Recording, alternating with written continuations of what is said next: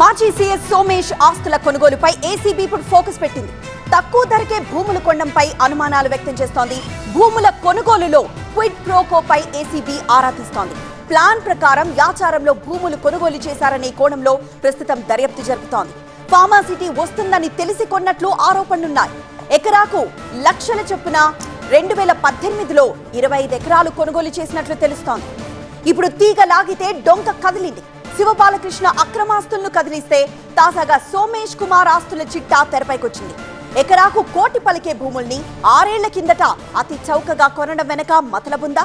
Pharma city మాటున quid pro quo వ్యవహారం ఉందా? అనుమానాలు సరే, అసలు నిజాలేంటి? మాజీ సీఎస్ సోమేష్ కుమార్ యాచారం భూములపై ఫోకస్ పెట్టింది ఏసీబీ. సోమేష్ కుమార్ తెలంగాణ రాష్ట్ర మాజీ చీఫ్ సెక్రటరీ. అప్పట్లో సకల జనుల సమగ్ర సర్వేలో కీలకంగా వ్యవహరించారు. నిజానికి ఆయన ఏపీ క్యాడర్ ఐఏఎస్. సంతానలేమి సమస్యతో బాధపడుతున్నారా? చింతించకండి. సుమారు 90,000 జంటలకు ఆనందం నింపింది ఓఎస్ఎస్ ఫర్టిలిటీ. ఈ రోజే 7825893600 కి కాల్ చేయండి. సంతానోత్పత్తి చికిత్సపై భారీ డిస్కౌంట్లు పొందండి. గుడ్ న్యూస్ చెప్పండి. కానీ తెలంగాణలోనే ఉండి కీలక పదవుల్ని నిర్వహించారు. ఏపీకి వెళ్లాలని కోర్టు తేల్చి చెప్పడంతో ఆ క్రమంలోనే ఆయన వాలంటరీ రిటైర్మెంట్ తీసుకున్నారు.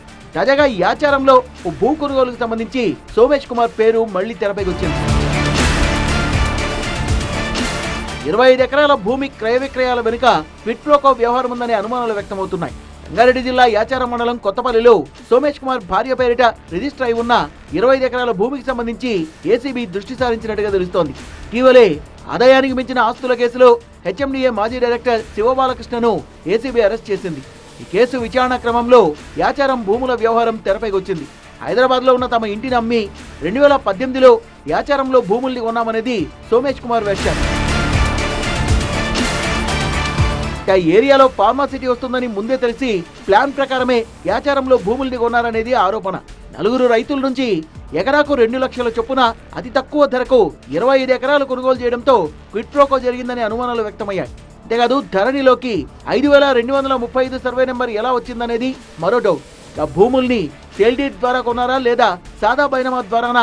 స్టాంప్స్ అండ్ రిజిస్ట్రేషన్ వెబ్సైట్ లో క్రయ విక్రయాలకు సంబంధించి వివరాలు ఉన్నాయా?